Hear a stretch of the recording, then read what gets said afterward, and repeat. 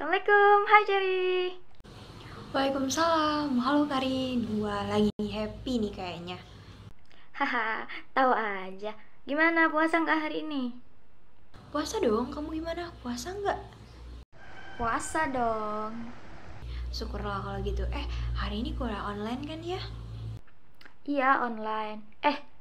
Kelompok kita bahasannya tentang konstitusi loh. Aku bingung nih Rin. Sebenarnya konstitusi itu asal-usulnya dari mana sih? Ya juga ya. Daripada bingung, yuk kita dengar penjelasan berikut ini.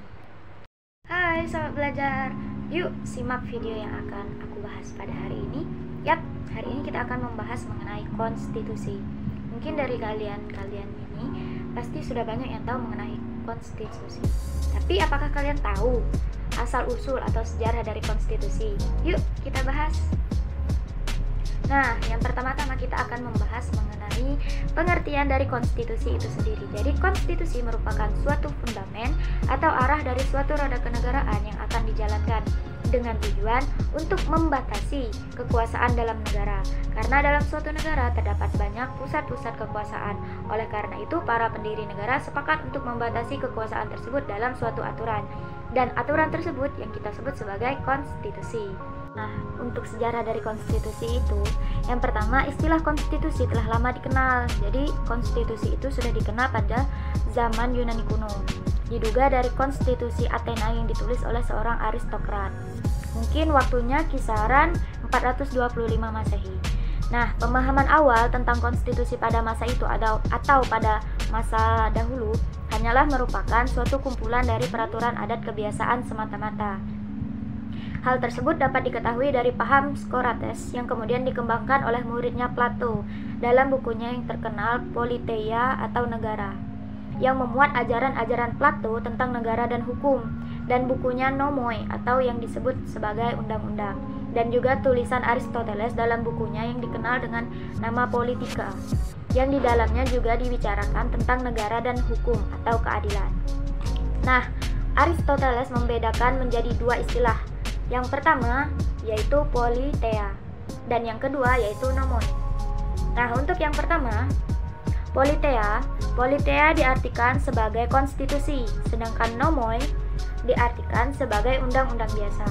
Nah, di antara kedua istilah tersebut terdapat perbedaan, yaitu bahwa politeia mengandung kekuasaan yang lebih tinggi daripada nomoi, karena politeia mempunyai kekuasaan membentuk, sedangkan pada nomoi kekuasaan itu tidak ada, karena ia hanya merupakan materi yang harus dibentuk agar supaya tidak bercerai-berai.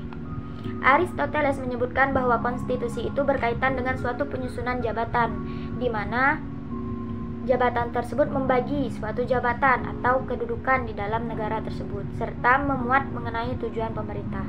Selain di Yunani, di Romawi atau pada masa Romawi kuno, Cicero memandang hukum sebagai sesuatu yang terpisah dari negara, sehingga ada suatu aturan di negara di mana aturan tersebut harus ditunduki dan diikuti oleh masyarakat. Nah, aturan di negara tersebut yang harus ditunduki dan diikuti oleh masyarakat tersebut yang kita kenal sebagai konstitusi pada zaman sekarang.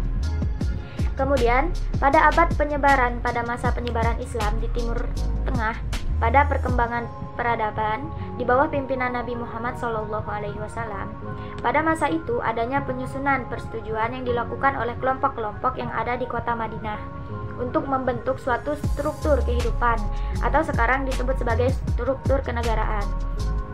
Nah, penyusunan persetujuan tersebut disebut sebagai Piagam Madinah. Nah, Piagam Madinah tersebut disebut sebagai piagam tertulis pertama yang ada pada sejarah penyusunan kenegaraan untuk membentuk suatu negara, sehingga disebut pula sebagai cikal bakal konstitusi yang dituangkan secara tertulis.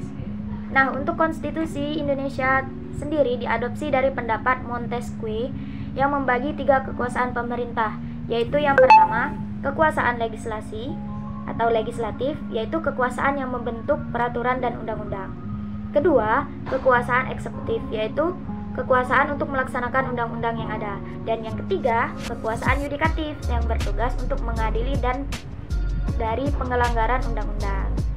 Nah, itu dia sejarah konstitusi dan konstitusi yang ada di Indonesia. Sampai jumpa. Nah, gitu Cer penjelasan mengenai asal-usul atau sejarah dari konstitusi.